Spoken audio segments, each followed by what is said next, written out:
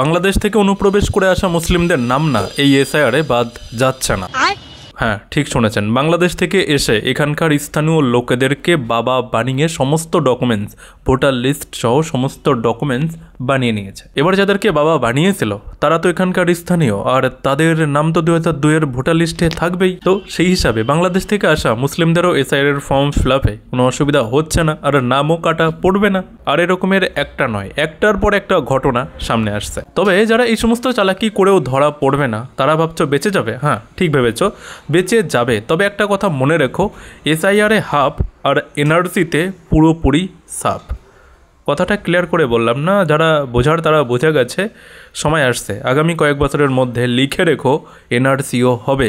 তখন শুধু বাংলাদেশ থেকে আসা হিন্দুরাই এই ভারতবর্ষে থাকতে পারবে, বাকি আর কেউ নয়। কথাটা মনে রেখো। আর এটা আমার কথা নয় বা কোনো রাজনৈতিক দলেরও কোনো কথা নয়, এটা আমাদের ভারতীয় সংবিধানেই রয়েছে।